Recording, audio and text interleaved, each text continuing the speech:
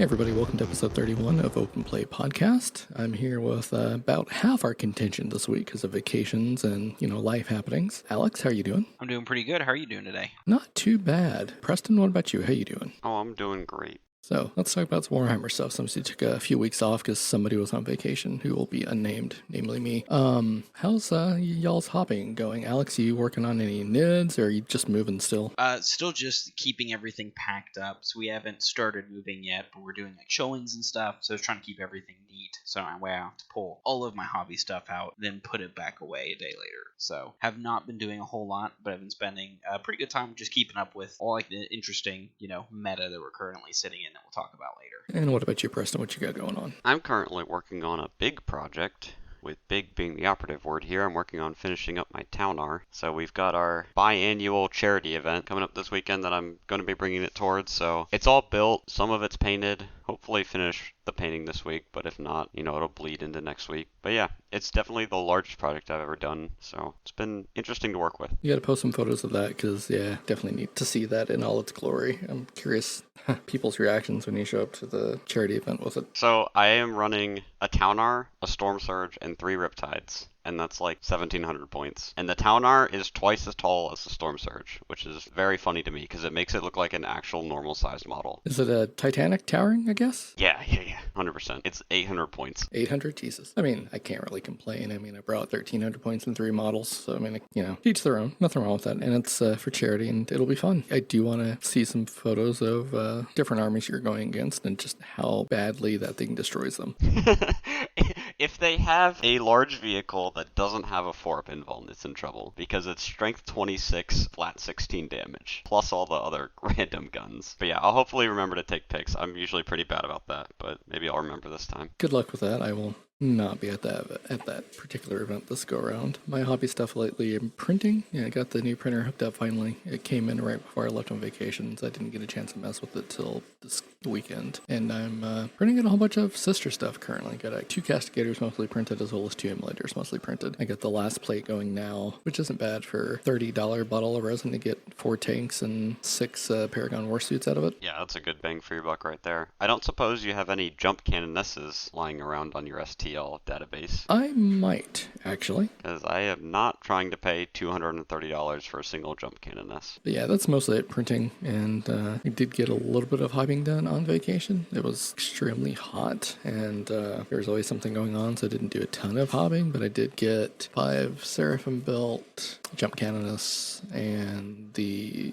Palatine and the Hospitaller. I got those models built, but I'm not attaching the bases yet, because I'm thinking about getting 3D printed bases that I can do like smoke and stuff, so I don't have to attach them to those fiddly little flight stands. Yeah, that jump cannoness looked kind of rough. Yeah, I got her on the little small piece of plastic. It's not terrible. It mounts a little bit weird, but worst case, I'll just snap it off and do something else for that one. But I mean, it's better than little clear plastic flight stand, I think, honestly. Painted some city stuff. I have most of that army painted at this point. I almost have everything for Spearhead as well. I need to build 1 model for that. Waiting on all the Age Sigmar stuff to come in, which should be Wednesday. Like 2 boxes plus a third for Mason, because he's getting it shipped to my house, because he's out of town this week, which is why he's not here. And otherwise, I'll be building like 120 clan rats. Why would you be working on so much Sigmar stuff? It's just one of those things. I felt it was probably time to work on my Sigmar stuff, because I think something new came out in the past weekend. I think they released some new dice or something like that. I heard there was a box. Maybe it had some stuff in it. Yeah, it's a pretty heavy box from what I hear. With 40 clan rats and Sigmar Marines. That's whatever, Stormcast.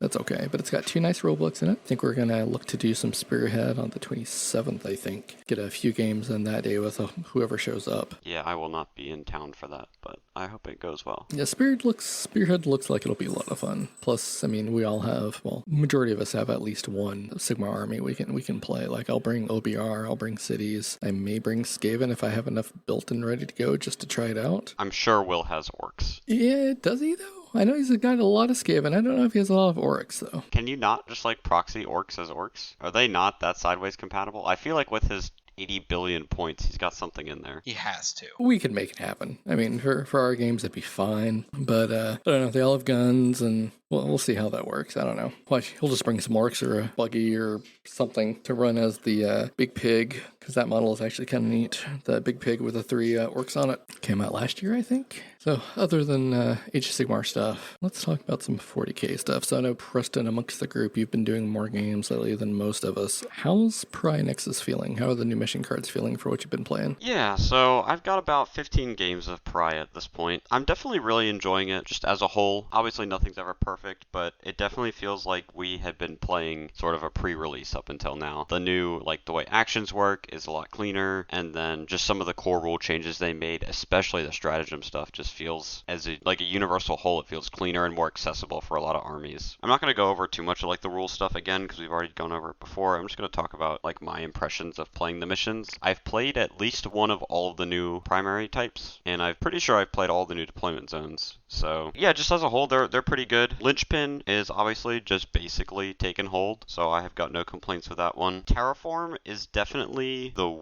strangest to me. I don't particularly enjoy it, but I mean, I never really like primaries that involve actions. I feel like with secondaries having a lot of actions in the deck, I would prefer not to have both of my forms of scoring tied up into actions. And I also feel like Terraform is very go first heavy because you can push some stuff out into the center and terraform, and it's very hard to recover from that as a person going second. But we'll have to wait and see how it develops. Maybe it ends up being more even than my first impressions. Have you been playing any of the the terrain layouts as well, or just whatever terrain's available? Yeah, we've been doing the new GW layouts. GW 1 and 2 for Pariah Nexus are GW 4 and 3 respectively from Leviathan, so I've got no complaints with those. They're mostly okay. The ones that I personally have issues with are ones like GW 7 and 8, I believe, which have ruins that go directly on the side of the board. And so, especially with GW's FAQ in the mission pack, that if you're, more than an inch off the wall, you can't be charged through it because there's no fighting through a wall. Like, you can't pretend you're inside the wall. It just creates really large, inaccessible zones of the board where you can't go around the ruins with your vehicles. You can't go through the ruins with your infantry. So it's just a whole, 8 to 10 inch wide zone that is unable to be shot or charged or really interacted with unless you're some of the very specific fast armies that can just physically go up the middle and around the ruin. I'm not really sure. I don't think there will be a solution for that because they've never modified the terrain as far as I'm aware, so hopefully I just don't see those layouts a lot. I'm just not a big fan of it. As a whole though, they're fine. Some of them are better than others on certain terrain layouts, but that's just how it works. You can't make ones that are good in all scenarios. So it'll just be an exercise in figuring out which ones are the best where, which ones are the most universal, and then just really nailing down which ones feel the best to play. Yeah, I'm looking at the mission pool right now, and I mean there's 8 missions that have 7 and 8 available, and then there's another 4 that just have 8 available. So there's a good chance that someone's going to run into either of those missions, those layouts rather. Going back to the missions, I finally got the list pulled up. Burden of Trust is fine. It's the one where you have to nominate defenders for your objectives. There's a very weird sort of timing where you nominate a defender in your command phase, and so I've had to catch a lot of people on that who try to move on to an objective and then say, okay, I'm going to defend it with this unit. It's no, they have to be standing on it at the start of your turn, and then they have to keep standing on it for an entire turn. They can still shoot and fight and whatever, but you can't move on to an objective and then elect to defend it. I would assume that's intentional, and it probably is fine. It's just not intuitive to players who aren't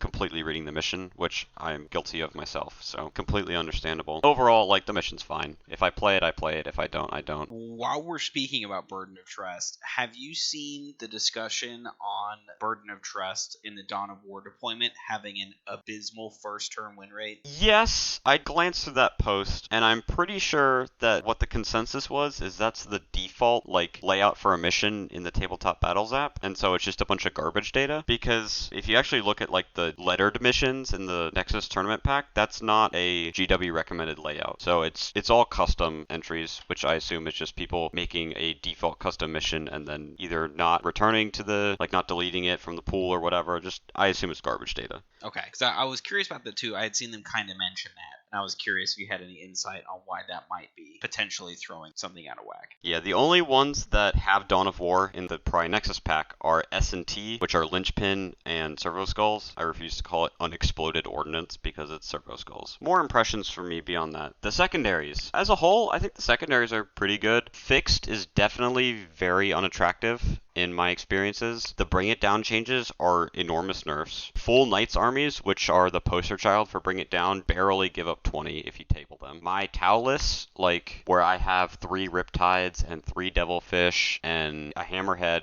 gives up 16 points, which is absurd. I think they might have to tweak the scoring to be a bit more attractive, but maybe not. Maybe this is just the world we live in and we have to get used to it. Currently, if you kill a model that's got 14 wounds, it gives up 2 points, which is, as a Tau player, those are my Riptides and like my Hammerheads. And that's a really feels bad breakpoint, I think. But a Piranha or a Drukhari Venom or like any of the really tiny vehicles are worth the same as like the 200-point giant vehicles. And then the action secondaries all are scoring pretty low as well. Like they nerfed Established Locus, which was old Teleport Homer. It's now 2 in the center instead of 3. Cleanse is a little bit harder. It's just very unattractive to take fixed. I don't think that's necessarily a bad thing if GW is trying to design tactical to be like the default. Maybe they'd want to just phase directly into tactical like next edition or 2 editions from now. I don't know. I definitely wouldn't be opposed to that, but How are you feeling about battle line at this point? Any impact at all, or is most people just kind of ignoring it if it comes up? Cool. If it doesn't, it's whatever. yeah, that's generally how I feel about it. If you were to say like I'm going to play any given mission, like say you were going to just hit random on your missions every time you played, I would not build your list around battle line because they're too sporadic in their impact and some of them just aren't really impactful rules in the first place. If I was going to like a big GT and I looked at, a 5-round mission list that was posted early and I saw like maybe 4 of the missions had real impactful battle line rules, maybe I would look at my list again. But just as a whole, for playing a random mission on the pack or just a random mission in general, I wouldn't skew heavily into battle line. I would recommend everybody bring at least 1 battle line unit minimum because there's a secret mission that depends on having battle line units in certain spots of the board. And so if you don't bring any battle line at all, that's sort of an auto like give up to the opponent. But if you're bringing 1 or 2 battle line units already, I wouldn't go into 2 or 3 or 4. I wouldn't make the list weaker just on the off chance that it does something. The most impactful battle line rules that I've seen are the ones to advance an action with battle lines, which is always good. It just gives extra speed to your actions. There is one that lets your battle line units heroic and go to ground for free. That one is the strongest because there are some real strong battle line units that can take advantage of it. You can get like some Fights First Berserkers with free heroic in World Eaters. You can get Custodian Guards or Grey Knight Terminators with free heroic. Even just like the random Gribbly infantry, like Tau Breachers, they just get a 6-up invul now because they go to ground for free, or they can stand in the open and get cover because they go to ground for free. It's probably the strongest rule. Again, even if I saw it come up in a mission pack, I wouldn't change my list to build around it. It's just something extra to consider, and it's a nice touch. I think GW really did balance them well. I would not have liked them if they were all super impactful and they just made you bring battle line because the battle line rules were so strong. So I think they overhyped it, but I'm also sort of glad they overhyped it. I think it's in a good spot. Well, I mean, how many armies have more than 1 battle line unit anyway? I think most of them have 2, to be honest. There's very few that have more than 2. Yeah, no, like World Eaters, I have Jackals and Berserkers. And always bring Jackals, don't always bring Berserkers, though. Still think they're priced too high, but The new deployments, they're just fine. Deployments are never super crazy. Obviously, we had talked about them being a little bit closer, and that gets the party going a little bit sooner on some missions. Makes you think a little bit more about deploying on the line or exposed or whatever. But just as a whole, it's nice to see some variety. Tipping Point is sort of a weird one, but I have not really minded playing that. That's the one I've played the most. I think it's because it's the most accessible to people. It's standard Dawn of War / Crucible. The weird sweeping engagement one, where it's the hot dog style, the long ways step deployment, I've only played it once, and again, I just felt like I was playing Dawn of War, which I'm never really a fan of, but they keep putting it into the game, so I'm going to have to keep playing it. Yeah, Tipping Point looks interesting. I'm looking at a Goonhammer article right now about it, just to see the layouts, because I can remember which one that one was. But yeah, they're up close and personal, and makes my army happy anyway. Because I like being able to run into you without needing a huge charge to get into whatever you put on the line. As far as the specific secondary missions, I know I talked about Fix First Tactical, but the new specific secondary missions, I'm a big fan of the ones that redraw when you can't do them. I've drawn Call the Horde in a lot of games, and that secondary is just literally impossible for a lot of the armies in the game to even give up. Again, going back to Tau, the only way you could ever possibly score Call the Horde against Tau is if they brought 20 Kroot. That's the only 20-man unit in the army. So having redraws on some of them is nice. Having some of them that discard on the first turn that previously didn't is nice. I would say, I don't even know if it's the worst design one. It's between Marked for Death and Recover Assets. So Marked for Death is the one where you pick 3 of your own units, and if the opponent kills one of them, they get 5 points. Originally, this one looked really, really bad, like before we actually got the whole pack, because you just say, oh, you pick 3 units that are in the back lines or whatever, and you never give it up. And that does happen sometimes if you're playing armies with a lot of trash, or if you're just on the first or second turn. But it actually is a lot harder than it sounds, especially when you get into turn, 3 onward. There's not 3 units that are impossible to kill. It might be less attractive to kill some of them if they're, maybe not where you want to be focusing the majority of your fire, or they're not an immediate threat. But I have found that Mark for Death is actually a lot more scoreable than I thought it would be, and 5 points is a lot more than you're usually getting off a secondary now. They've definitely lowered the overall scoring output of your army, with most of the action ones going like 2, 3, 4 points total, and then the kill ones, or just the ones that aren't actions, are scoring a little bit higher now. So that does make Mark for Death a little more attractive to go after, just because 5 points is quite a lot. Recover Assets is one of the action ones. It's my least favorite one for sure. You have to do an action in 3 areas of the board: your DZ, No Man's Land, and opponent's DZ, and then you have to live for an entire turn. And if you live with 2 units, or units in 2 zones, you get 3 points. And if you live in all 3 zones, you get 6 points. And just go ahead and scratch that second part off, because that is never going to happen in a million bajillion years. You're never going to be in your opponent's deployment zone and able to give up the tempo of not having the unit do anything and then also have them live, unless you're like bottom of turn 5 and they're tabled, in which case it doesn't even matter. So having to give up 2 units actions in 2 areas of the board for 3 points is probably the worst ratio of points to units in the deck. Cleanse comes pretty close, because cleansing on objectives that you control for 2 points apiece without being able to advance and do it is also sort of hard. I don't know how I would fix Recover Assets. Maybe if it's scored immediately it would be fine, but having to commit them for a full turn is very rough. And as far as scoring goes, how are you seeing total scores play out from your games? Are they are we still going to expect scores to be 90 to 100 for a lot of games? Are they going to be overall lower in that 70 to 80 range? I mean, what's your gut tell you there based on what you've seen? I think your average score goes down by about 5 points. I don't think that's a particularly hot take. I'm pretty sure I've said that, multiple times when we were going through the previews. It's just because of the secondaries. The secondaries all on average score maybe a point lower. So over the course of the game, if you drop a secondary and, maybe you only get the first half of a couple, like you get 1 cleanse, or you get small teleport homer, it adds up. You'll go from scoring a 90 to an 83 or an 84. I played in an event yesterday, and throughout the entire event, nobody scored 100, even with some people getting tabled on turns 4 and 5. So yeah, I think the wins go down by about 5 to 10 points. Maybe your losses go down by a little bit more, because when you're behind, it's harder to come back. Secret missions do help. We can talk about secret missions later, but just as a whole, I think the scoring goes down a little bit. I mean, that's a good segue though for secret missions, as far as the tournament you're in and just other games. Are you seeing people use them? Because we never saw gambits, but do you see secret missions coming out? Yeah, 100%. And when I say 100%, it's not like every game somebody's going to take a secret mission. It's more like if you go to an event, you're going to take a secret mission once. Like if I'm going to a 3-round event and I'm taking a secret mission 1 out of those 3 games, I would not be surprised in the slightest. I think that's a reasonable stat. If I'm going to a 5 or 6-round event, if I'm taking a secret mission once or twice over the course of that, that would again be perfectly reasonable to me right now. They're not too strong, but they're too good of an option to not consider them. There's a lot of armies that don't want to have to push back against early primary rushes. Like if you're playing against Orks or you're playing against Custodes, you can feel comfortable falling behind, knowing that especially if you're going second, you can make it up later, and you just focus on killing their resources, denying their secondary, scoring your own, and you know that you have that primary swing guaranteed. And they're all 20 VP, right? Capped at 20, and then you score 20 if you win? Yes. So it caps your primary score at 20, and then if you succeed on the secret mission, you get 20 points. That's a little bit of a,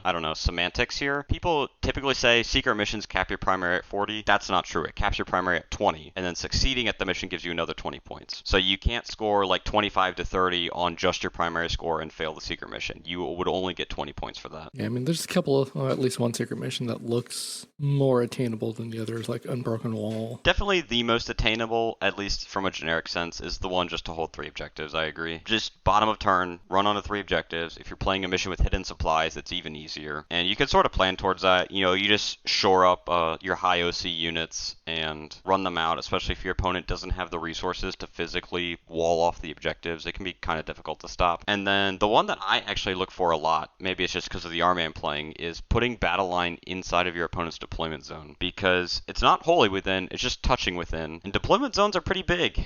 You know, when you're playing on a map that's 44 by 60, that means your deployment zone line is 44 inches long or 60 inches long. Like, you can't physically block them off from reaching it a lot of the time. So if you're looking at another army, and this is why I talked about always bringing at least one battle line unit, and you say, hey, they don't have any battle line left alive, you know, they had one unit of Gribblies who got sacrificed for an early objective or whatever, I'm just going to stage up this battle line unit behind this wall, and then I'm just going to advance them forward and touch your DZ, and that's 20 points. Yeah, that one's definitely attainable by a lot of armies, I think. Especially anything that's got to redeploy. Like, can you imagine demons? They redeploy 3 Nurglings, and then they deep strike them within 3 inches. Like, how on earth are you going to stop them from doing that? Yeah, it doesn't say you don't have to control any objective. You just got to be in the deployment zone. So yeah, they're OCE 0 now, so they can't. But yeah, just that seems like that's an easy get. But I don't know. Again, you got to be at that point. I mean, you have to be that far behind to know that you're going to need to do that. Yeah, you do have to be at least tied on primary. I've definitely taken a secret mission, you know, once or twice in a matchup that I know is going to be slow. Like a grindy, low-scoring primary matchup, like maybe Linchpin, right? Where you're scoring 3 points for your home and 5 points for your, you know, expansion. And if you're looking at the table and you're saying, hey, neither of us are going to be holding the center, like, at all, I might as well take the secret mission. Because if I score 8 points a turn for 4 turns, that's only 32. So I can take the secret mission and, you know, get that 40, and that's even better than what I would normally be getting, even if I know I'm not, like, losing hard. Yeah, I'm glad these are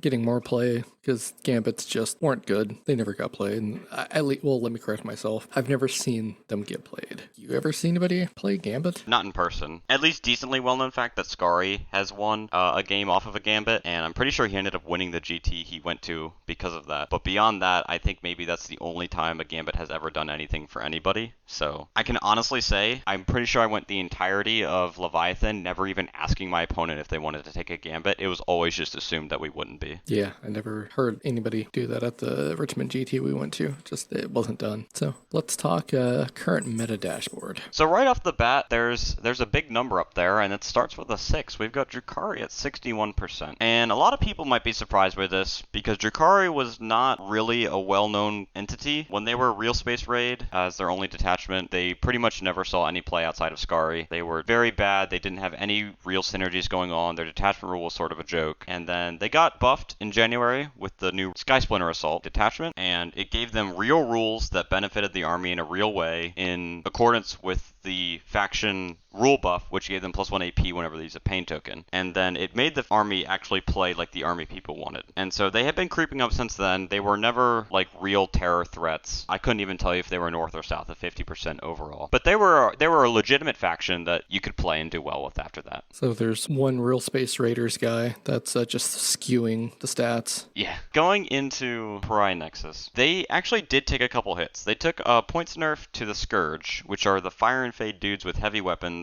that were just completely obnoxious because they would try to pop tanks and you could never interact with them. And it was completely okay. They took like 10 points per, and you still take, 15 of them, and it's whatever. But the real strength of Drukhari was not in any direct buff to them, but just a general shift of the metagame and how the new tournament pack works, and that's really hard to quantify before it comes out. Drukhari massively benefit from secret missions, first of all, because they're an army that's elves, right? So they just naturally struggle to hold primary. Well, now they've got a built-in way to catch up on primary every game, especially if they go second. Their battle line units are legitimately good. Cavalites can get combat squadded into squads of 5. They've got heavy weapons. The Venom is legitimately good transport that lets them get out and get back in, so they essentially get Fire and Fade for free, because you can put the transport behind the wall, get the Cavalites out, shoot with them, +1 AP, ignore cover from the detachment rule and pain tokens, and they're just solid overall. They've got sticky, they're 2 OC, so you're seeing, 2x5, 4x5 Cavalites in pretty much every list. So they've got the battle line part covered, and they are fast. So all these action secondaries that rely on you on being in parts of the boards, well, they're elves, so they're naturally fast. I believe Cavalites move 8 base, which is a little obscene. They've got Mandrakes, who have the scouts rule to go back up, except Mandrakes get to go back up into deep strike. Their weapons have dev wounds for whatever reason, and they're still 65 points. So they've got just a host of trash scoring units that are fast, that can get around the board and score secondaries and just generally be obnoxious for the entire game. And then that couples with the January updates to their army to make them really more killy, with the Archons giving reroll wounds to Incubi. Incubi can pretty much tear up anything that doesn't kill them in Overwatch, and just a host of other generic good units that you really have to see to understand, like the Beast Pack. The Beast Pack is just an obnoxious scouting unit. It scouts 9, it moves 12, it charges you, it's got a bajillion attacks that get AP from a pain token, it's got like 8 different models that all have a different wound count, so it's really annoying to get through with multi-damage weapons because they can allocate however they want. It's just a good collection of stuff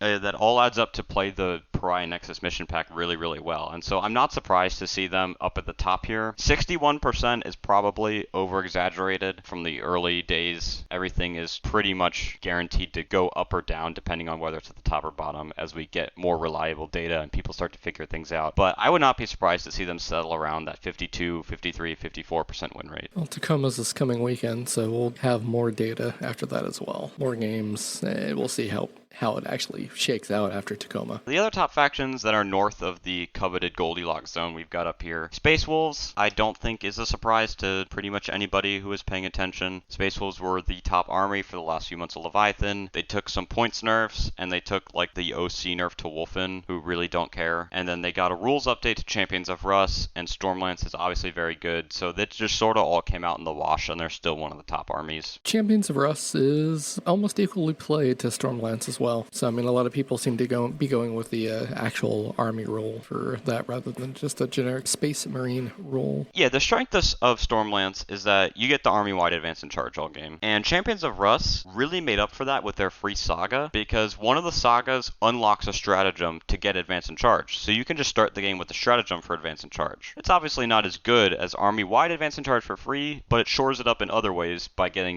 the sustained and the lethal and the feel no pain and the other host of good stratagems inside Champions of Russ. So I'm not surprised to see Space Wolves up here. I expect them to stay up here. Sisters, again, this is not a terrible surprise to anybody, I think. They were, bar none, going to be the best army in the game before the points were revealed, and then afterwards it was a little bit more up in the air, but they've settled, and I say settled, it's been, only a few weeks, but they've still settled into one of the top armies. They've got multiple different ways to play. Bringers of Flame is very strong base. Army of Faith is a little less obviously strong, but there's people making it work. I know Jeffrey Kolodner is a big fan of it, and he's been testing out Army of Faith over Bringers of Flame, which was the de facto, this is the best attachment people were talking about. And even Hollowed Martyrs is still a very good choice. It's got the good tools with Suffering and Sacrifice, and just generally, Sisters are going to be at the top with everybody else for the next few weeks, I assume. And last above the zone, we've got Blood Angels. Art of War rated them as the top army in the game, and it's very hard to disagree with them on this one. They've still got the same good tools that they've had for the last 6 months, which are, Death Company with Lamarties, Ball Predators, the generically good Marine stuff like the Scouts. They benefit a lot from the new transport rules. Van Vets are pretty attractive. Van Vets with jump packs and a Sanguinary Priest for the Feel No Pain is a pretty attractive unit right now. The Sanguinor is still good. They just do fast melee better than the other fast melee armies right now, and that puts them in a very high position. Thousand Suns are still up there. They're just bordering that zone at 55%. 36 players for them as far as the last week's data. They took some tweaks, but when the whole meta shakes up, if you're only taking small tweaks, you're coming out on top. I mean, they've only had small tweaks over the last few updates because they really haven't been touched too much. It's just other armies getting changes that make them better or worse depending on the matchup. Adeptus Custodes at 54% right now is pretty astonishing to me. Again, I assume these numbers will continue to evolve as people learn how to play with the new missions, but I did not expect them. Obviously, they got better in the update with some points drops across the board and some changes to their rules, but as a whole, I did not expect, I believe it's almost a 10% boost from the lower 40s to now the lower to mid 50s. If I had to assume right off the bat, it's Shield Captains being able to use their free strat on all the strats now, the Venatari going down a ludicrous amount of points. That data sheet is insanely good, and probably just the generic good stuff still being taken. Some Grav Tanks, some Canis Rex, some Curia Draxus, and then just the Wardens and Custodian Guard. Yeah, most players are playing Shield Host by the looks of it, with that one outlier of Null Maiden Vigil, which actually won an event. Yeah, the Null Maiden Vigil list that was actually, I think it was 3 Grav Tanks and Canis Rex, is sort of hilarious.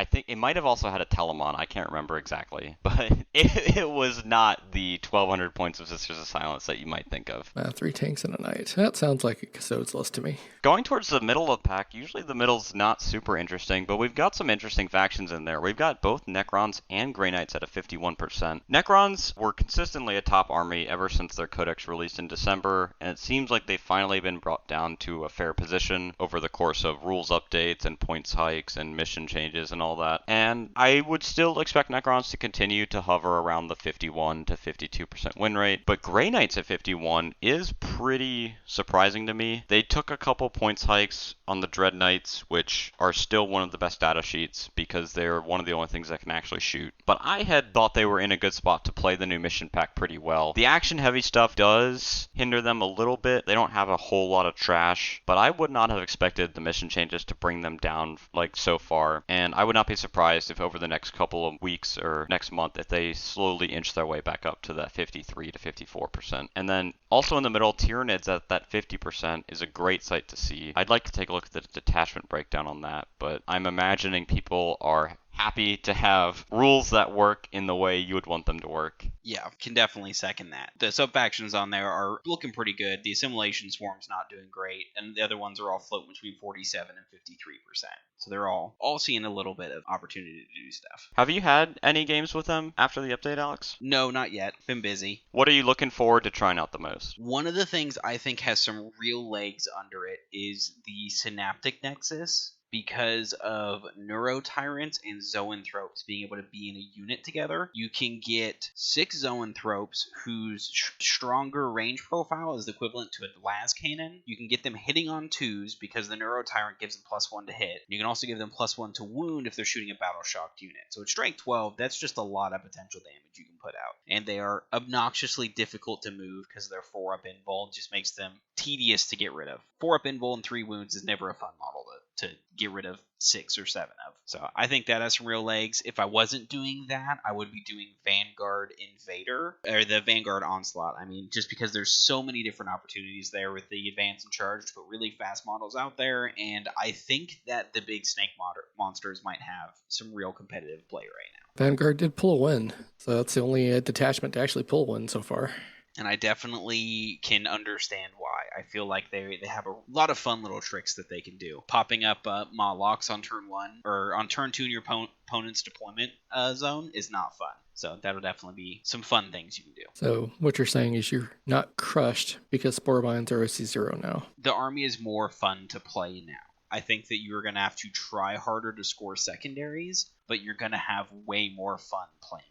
Then guards at 50%, vehicle heavy lists rather than artillery heavy lists. They even got a event win over the past week. Your Tau got 2 event wins. I believe one of them is Montcalm, one of them is Retaliation Cadre. Retaliation Cadre benefiting from the points dropped to Crisis Suits, and Farsight being able to use free strats, or sorry, -1 CP on all of the strats instead of free strat in Retaliation that didn't do anything at all. So the list is still not my preferred method of playstyle in that it mostly focuses on just trying to table your opponent through guns, because I played a lot of Kalyan, and Kalyan would probably run into the same problem as Retaliation, where your focus on tabling works great until you run into an army that you're just not efficient into, and your plan sort of falls apart from turn 0. So I've been having a lot more fun with Montcalm because I feel like the tools it offers you allow you to play games into more things. But Retaliation is definitely solid if you can get a pathing into armies that don't just sort of ignore the buffs you're putting out and the guns you're putting on the table. They're at 48%. I don't think that's indicative of the faction. They're sort of down there with CSM at 48 and Dark Angels at 48, where I feel like they're being brought down by some factor or another. I think CSM has too many options, which is funny to say. They've got sort of the Space Marine problem, where there's a lot of ways to build a list poorly, but I feel like at a top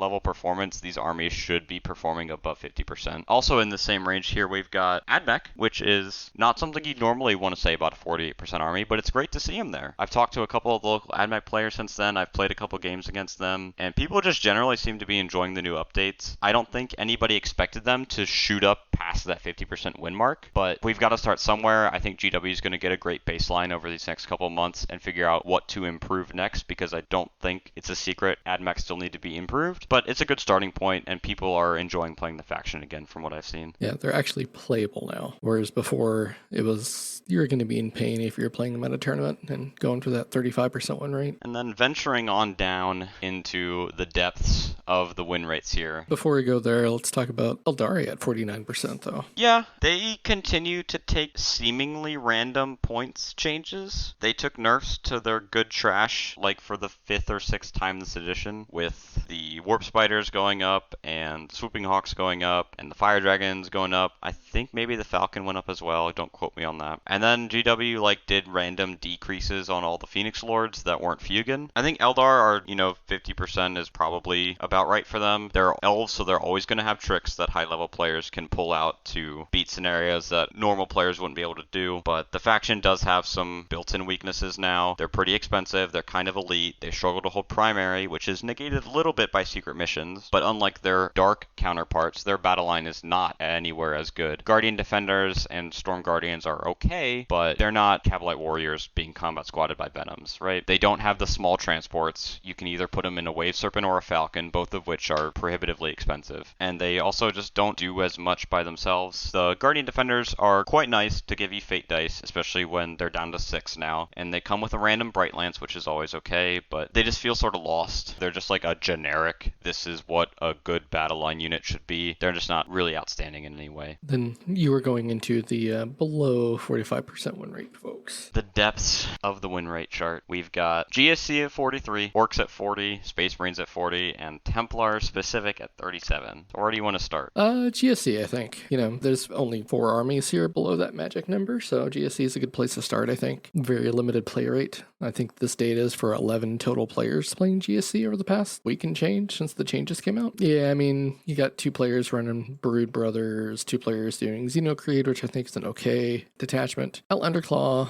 could be fun, but I'm really surprised Biocentric Brood Surge didn't do as well. The Muscle Beach detachment, that one seems like it could have some decent play. Yeah, I think they definitely took some hits, but there's also just the general shift in that the army doesn't play like people were expecting it to play. It's not playing the same way that they've been playing it for the last year and a half. So I think they suffer a little bit from people trying to figure out what's the best way to play them right now, with so many new and different ways to play in the detachments. I don't think they're, great by any stretch. I don't think they're going to hit above 50% by the time the next data slate rolls around, but I think over time they'll probably hit north of the 45%. It's, 2 sides of the same coin. So Sisters and GSC codexes, the time they were written, you know which army was doing well and which army wasn't doing that great based on the codex. I would like GW to not write a codex based on how the army's performing at the time they're writing it though, since they're just going to adjust those numbers anyway, because GSC kind of got just drilled into the ground. I still think there's play to get them to that 50% win rate, but they're going to need some minor point drops and other changes still, I think.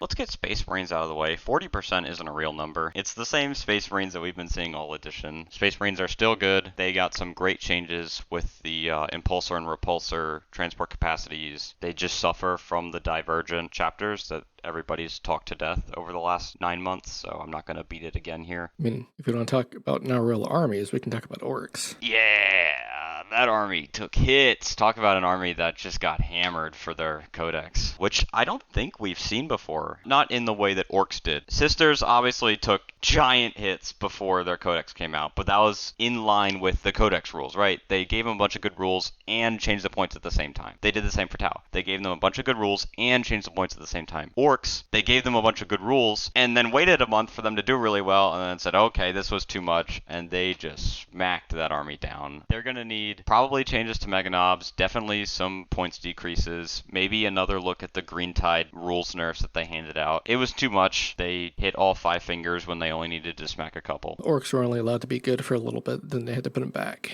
Put them back on the shelf. There definitely were people putting them back on the shelf. You can see we've only got 50 players here, which is a far cry from the top 3 played army, which they had been over the last couple of months of Leviathan. Yeah, a good time to buy Ork lots if you're looking. People will be selling them. But I mean, most of the games played are still actually detachment. Warhorde. Looking at the player count, Warhorde's 21. Warhorde, it's suffering from success because it benefits everything. The issue with the specialist detachments is that they benefit too few of the army, and so they hinge solely on those datasheets being good. And I've found the same thing with Montcaw and Retaliation, where Retaliation only benefits the battlesuits. And so if the battlesuits aren't pushed to high heaven, you would rather take a detachment that benefits everything, because then you could get access to a wider variety of units. And Warhorde does the same thing. You can feel good taking a lot of the units because they're all going to get the buffs, they're all going to get access to the stratagems, and they're not relying solely on a few datasheets to carry the army. And then Black Templars, because people are still playing Black Templars. Yeah, that is a little astonishing to me. Not that they're still playing them, but because they're at 37%, that number seems made up. I feel like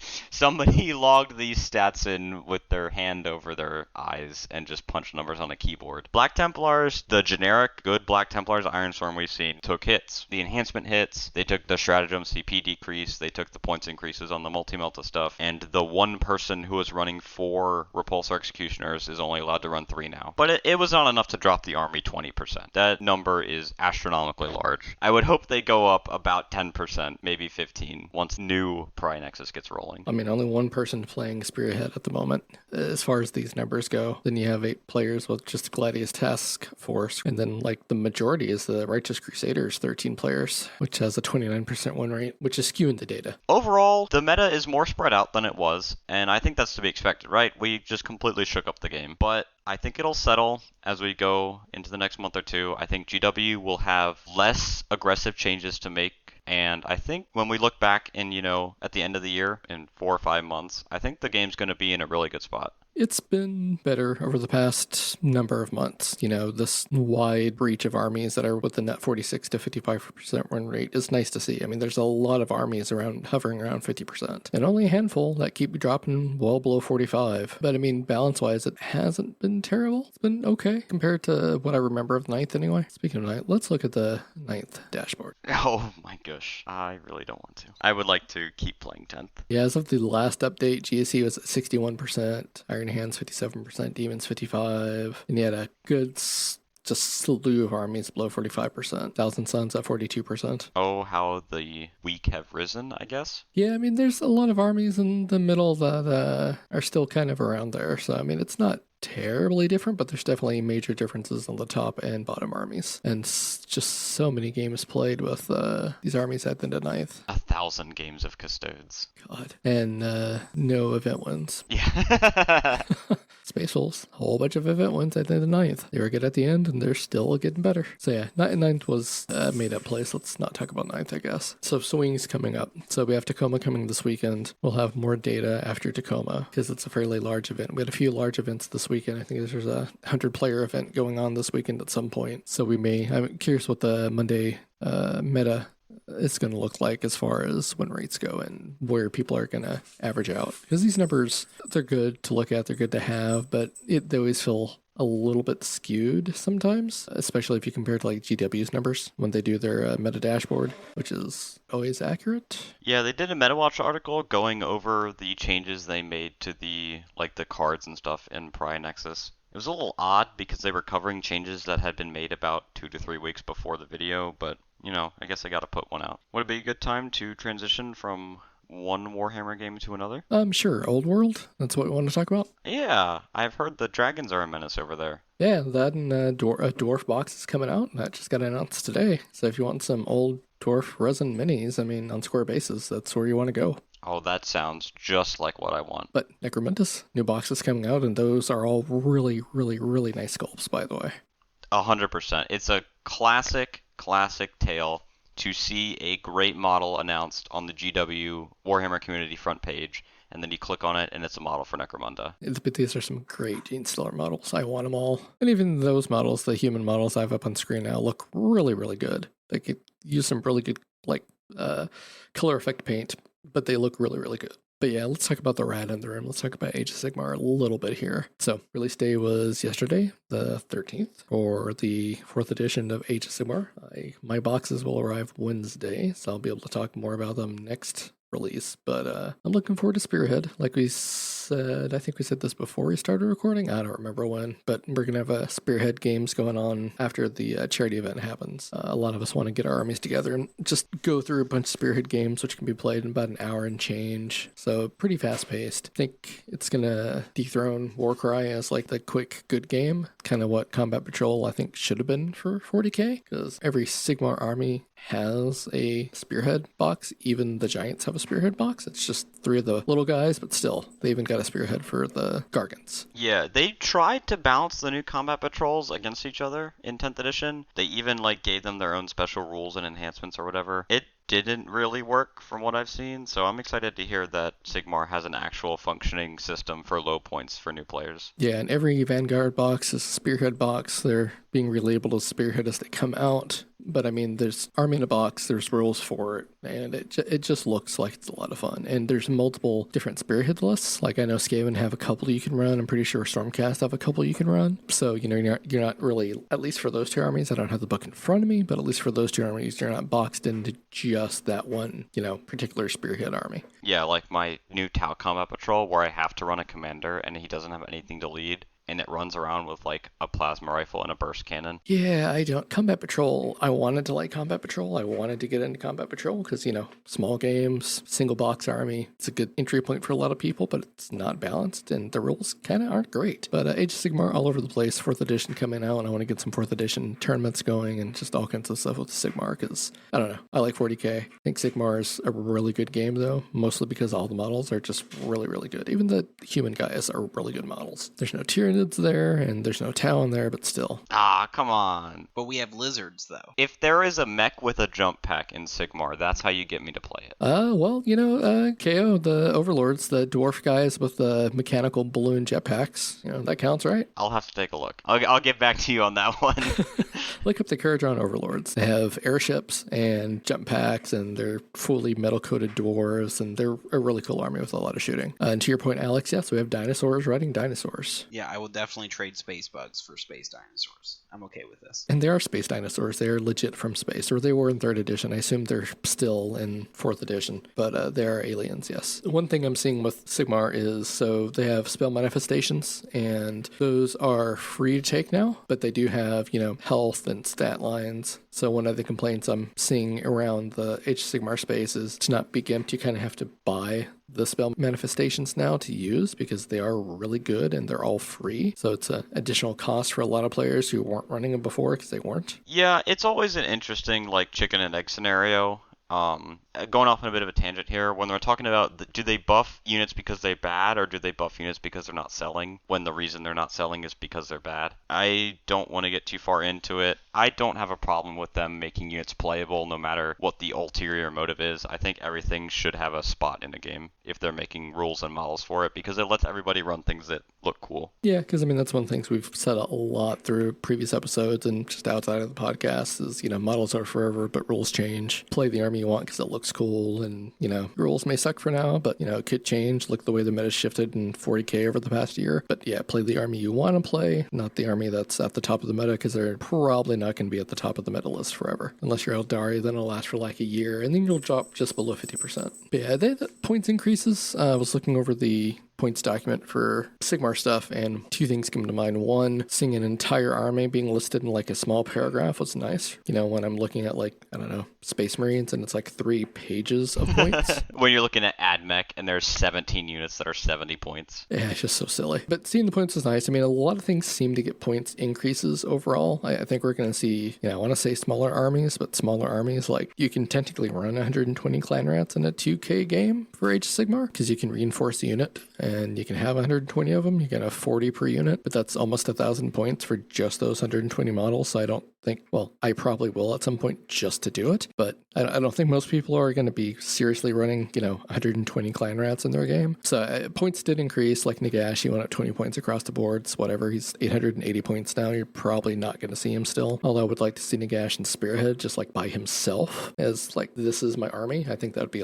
really funny and a lot of fun. But sadly, no, he's not his own Spearhead army. But yeah, I'm looking forward to it. Now we're getting a box to split up. I forget who wanted the Stormcast stuff, but we'll divvy all that crap out and go from there, and we'll get you playing some Sigmar Preston one way or another. But yeah, look up Karajan Overlords. They're the mechanical dwarf army. I would probably want to actually play a magic faction and not the same faction that I play in 40k. That is something that I do miss, is having, the psychic phase. So I would want to play an army that does some spell casting and some melee just to get a change of pace. But so what you're saying is elves? Yeah, I wasn't gonna say it, but I mean, they are a fun army, and I mean they're a very magical army. So I mean, it's not a bad one. Tzeentch is another good mix. Sylvaneth is a good mix. I mean, that's the thing with Sigmar. There's wizards and priests in every army, just about. We even have lizard priests that are like the scariest wizards. Yeah, have you looked at Croak sheet? Did he shape up okay? Yeah, he's still pretty crazy. He has like a +3 to all of his casts, and he can cast like 3 spells a turn, and he's still really weird to kill. He sounds like Eldrad. So how it works, so he technically has 18 health, but at the end of the all the fighting and stuff is done, you roll 3d6 and you add the number of damage that has been dealt to him, and if that comes out to over 20, he dies. Otherwise, he heals back to full. Huh. You have to burst him down to kill him. Otherwise, if you do 3 damage to him around, he's just going to hang out all game, and you're never going to do anything to him. And he can unbind from an infinite range, which is neat. Seraphon are a really cool army. I need to build my Seraphon. Sigmar is going to be a lot of fun. I really want to get more into Sigmar this year. I think I played 2 games originally when I got into 3rd edition Sigmar while I was doing 40k stuff, but then I just kind of flipped over to World Leaders in 40k and kept doing that. But I did buy, Seraphon, because the new models came out and the army's just really cool. Cities, OBR, various other things I won't mention. But I want to get into some 2K games of Sigmar, and I want to actually try competitive Sigmar, like tournament Sigmar. I think that would be fun. But yeah, you gotta get you some elves probably if you want, a spellcasty group. But again, every army does have that. So you can play an army that's got, casters. Cities, I have 2 priests, and you can get a few other wizards as well. So, you can definitely add that kind to any army in Sigmar you want. But yeah, Illumina Throne Lords are like the casty magic army. So if you find some STLs, you got people here that can print an army for you if you don't want to buy an army. Just saying. I will probably be more in the line of borrow an army for the foreseeable future, but who knows? I'm still young. That may change. How's that feel? Because I don't know. It's great. My knees work perfectly. Well, that was hurtful. Really, really hurtful. Does it hurt as much as your back? No, just my knees. My back's actually good. Knees, not so much. But yeah, so I want to get more into Sigmar probably next recording. Like I said, I want to get the box. I want to dive into the Spearhead rulebook and the actual core rulebook that are in the box, which I think 40k should really take notes on and do that same kind of thing. If you're going to release a secondary mode like, Combat Patrol, put the book in the starter box. It'd be really nice to see them take notes from the Sigmar crew, I think, in general. But yeah, I think that about wraps all that up. Any last commentary from anybody as far as, Sigmar goes, 40k goes, anything new up and coming you're looking forward to, like the Necromunda box, which I am halfway tempted to get, mostly for the models? I'm looking forward to the Jump Pack Canoness being by herself, which means it won't ever happen for at least a couple years. But on a more serious note, and I've said it before, I'm just really looking forward to seeing how the 40k shakes out over the next few weeks, because I think we're in a really great time for the game, and really excited to see how it develops. Yeah, and actually one thing I did want to mention, I forgot to mention earlier, but rumors of a new Kill Team edition are floating out there based on an article that came out. The little Chalna story they released yesterday, I think, maybe today, I'm not sure. But rumor is there's a new Kill Team edition coming, and Kill Team is something I do want to try, I think, because again, that seems like it could be fun. Along with that, the Tacoma this coming week at the event, hopefully we'll get a new Codex roadmap. It'd be really cool to get a Codex roadmap so people can be excited for what's coming down the road, and we might actually get some more on the Redacted one that they haven't talked about for 4 months. Yeah, I would definitely... There's some rumors floating around on a few factions that are, looking to be getting there soon, but it'll be great to get that hype rolling again for people and really just get like a nail on the time frame, because they were kind of aggressive at the start of 10th, which I'm not opposed to. I'd rather everybody get their rules sooner, so we'll see how that develops going forward. Yeah, it'll just be nice to see, because I kind of want a codex, but kind of don't for my army, because world eaters are actually just pretty good with the army rule. I'm not sure what they would do with the new codex, but I guess we'll see when it comes out at the end of 10th edition. So, because that's what I expect. Alex, we need to get you in some TTS games at least, because that way you don't have to unpack your army and you can just play yours over TTS, because I want to get a few sisters games in so I can figure out how the army actually plays since I'm building that army out. Yeah, we'll have to schedule one sometime. And then I'll make Preston watch and, tell me everything I'm doing wrong. Oh, no. I'm already coaching John. I should just start charging a fee for this. You should, just not to me. That's the way it works. But no, I'll flounder like I do because it's fun. I'm okay playing bad. I know I'm a bad player, so I'm okay with that. I'll flounder right there with you. But yeah, I think that about wraps it for this week. Everybody, thanks for listening. If you want to reach out to us, openplaypodcast@gmail.com. We do have a YouTube channel now where I'm posting these the day after they release as podcasts. So podcast will be usually a Wednesday release. YouTube will be a Thursday release. Discord is in the show notes and the YouTube links and everywhere. So come to the Discord, say hi. And other than that, everybody enjoy your week. Happy hobbying and have a good time. See y'all. See ya. See you guys.